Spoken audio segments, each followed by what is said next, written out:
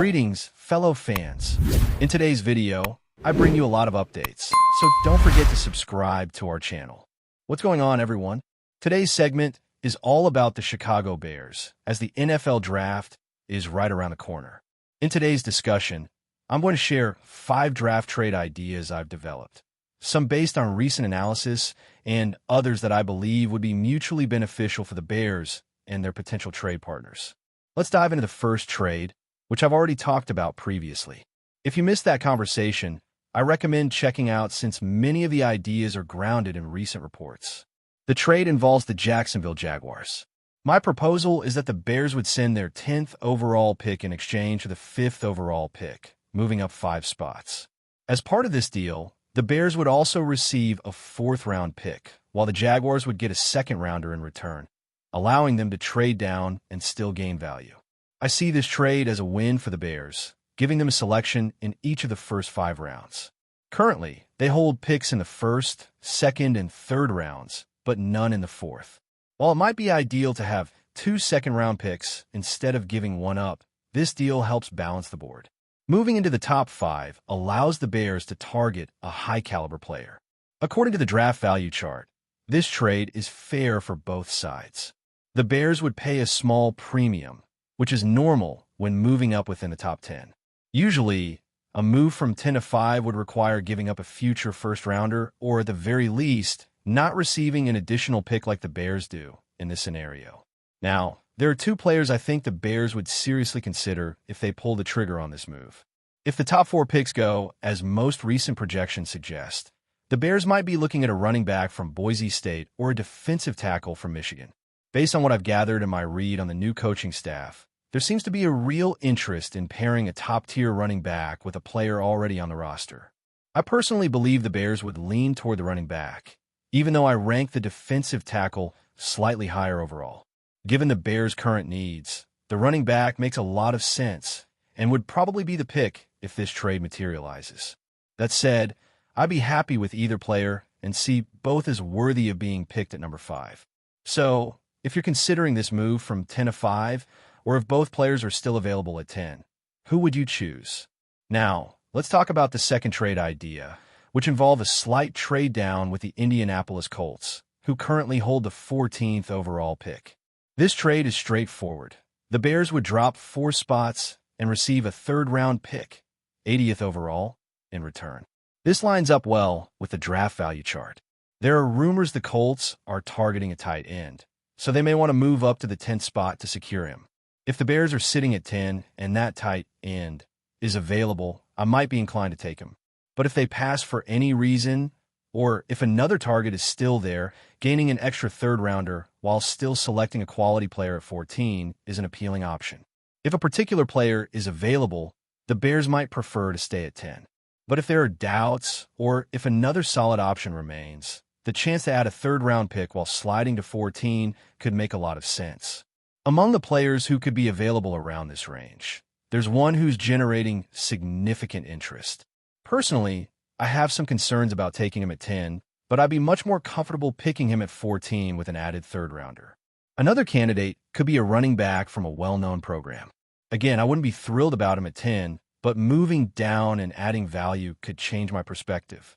There's also a player I'd be fine selecting at 10, although he carries serious off-the-field concerns that have been widely discussed. A similar situation applies to another prospect. I'd be okay with him at 10, but I prefer him as part of a trade-down scenario. The same goes for an impactful interior lineman.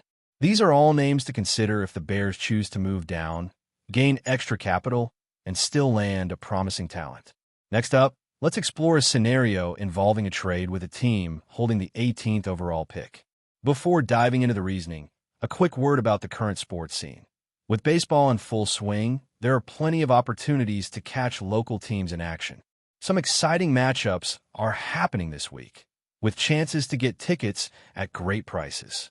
One local team will be on the road most of the week, but returns early next week, giving fans a shot at affordable tickets. Also, for those interested in basketball playoffs, there are nearby games available, making it convenient for both locals and fans from other regions. There are great deals on last-minute tickets, and knowing when to buy enhances the experience. For example, if you want to watch the playoff series between two local basketball teams, both are accessible for people in the area.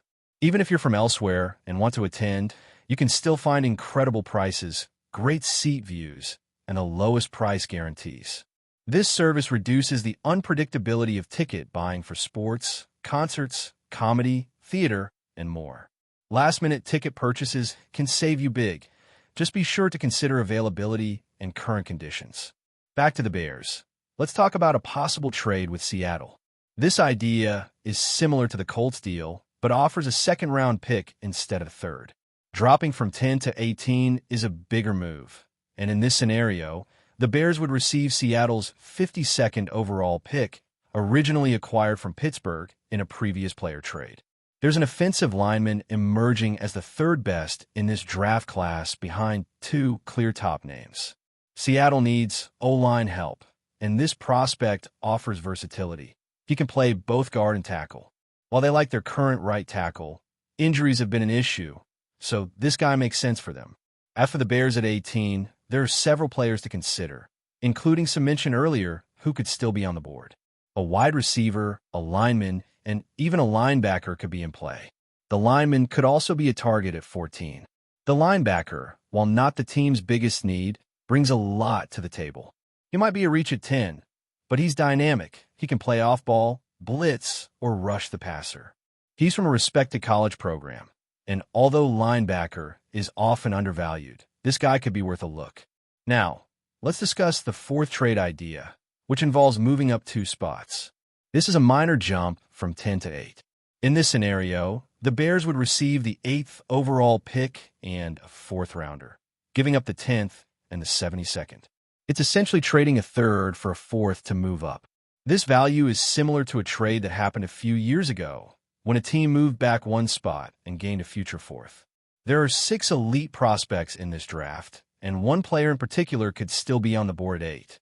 2 names are very unlikely to fall, but the rest could be within reach.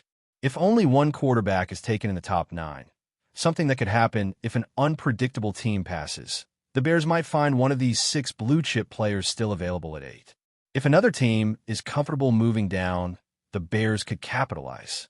Finally, let's look at a 5th trade idea, this time involving a quarterback-needy team. The plan would be to trade down from the 10th to the 21st overall pick. In doing so, the Bears would acquire a 3rd rounder this year and a 2nd-round pick next year. There was some thought about pushing for a future 1st rounder, but that would likely mean settling for just a 4th or 5th this year, and dropping 11 spots for a future 1st doesn't seem wise in a draft with a steep talent drop-off. Also, it's unlikely that a team trading up for a quarterback would give up a future 1st. So, this move gives the Bears a 3rd rounder now and a 2nd rounder in 2026. That gives them the ammo to either move back up into the early or mid-teens if they want, or stay put 21 and take advantage of the extra picks.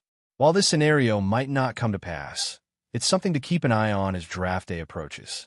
If no elite player is available at 10 and the value between 10 and 21 is comparable, a team might decide to jump up for their guy, and that opens the door for a move like this.